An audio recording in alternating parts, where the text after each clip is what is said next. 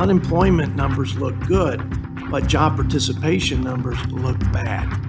We still have millions of people that are not in the workforce that were there pre-COVID. NFIB also had a study where half of their small business members said they can't fully staff up. So there is a labor shortage. I would say it's at least the tail of paying people not to work and welfare without work requirements. I think we need to tighten them up because that's a big gap and a big drag on the economy. And I think small businesses, that's one of the layers in addition to the regulatory cost. I am yet to find a person at a regulatory agency that will take ownership on SVB crisis, on the baby formula crisis. That's a concern to me. Yet my colleagues across the other end of the aisle want to give these agencies more money and more power.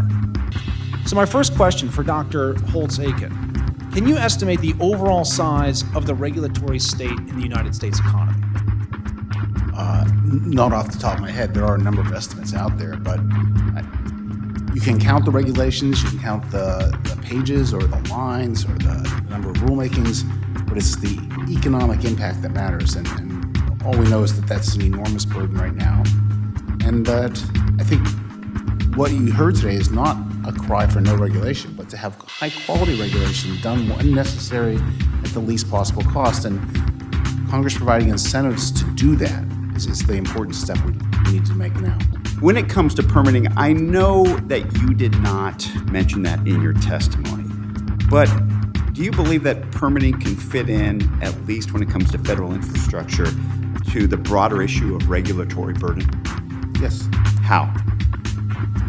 The permitting process is a set of regulations on how reviews will in fact be conducted, who signs off, what approvals are necessary to do big infrastructure projects, involve multiple levels of government, each of which has their own regulations. So it is in general a regulatory thicket to get through the permitting process. Exactly. Now look, I obviously support strong environmental regulations, but it just seems they're being weaponized these days. And I will also just point out, we are spending, this is important for the larger issue that we deal with in this committee, our budget, federal budget, $6 to $7 trillion. The president wanted to be $7 trillion record budget this year. It's been a little over $6 trillion last couple of years. That's $20,000 per citizen on an annual basis.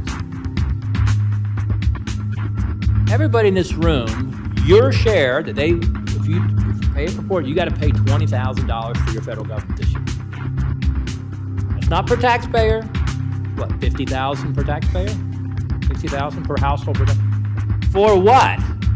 What in the heck are we getting from our federal government at an individual cost to that effect? Are there more regulations, Ms. Harned, in the energy industry now than there were just a few years ago? Yes. Okay. So, all right, let's go to another one. The cost of capital, okay? Banking industry. Are Americans paying more to borrow money now than they were just a few short years ago? Yes. Okay. Are there more regulations in the banking industry and in the financial industry today than there were just a few years ago? Yes. Oh, okay. All right. So now we've got the transportation sector. We've got just a few years ago, pre-pandemic, the price of transportation had kind of leveled off. Are Americans paying more for transportation, cost of vehicles, cost of flying on an airplane, you name it across the board? Are they paying more now than they were just a few short years ago? Yes. Are there more regulations in place today than there were just a few short years ago? Yes. Well, there seems to be a very common thread here that the more that this place regulates, the higher costs go. We have to at least operate off of a common set of facts in order to determine how we're going to proceed. Is it not at least true, like it's a matter of just simple fact, that in terms of revenue, we look at the overall economic production of this country, that we're bringing in approximately 20% of it into the Treasury, which is an all-time high. So by definition, it's not just a political line, that if we have if we're out of balance, if we have deficit spending, that it is in fact a spending problem, not a revenue problem.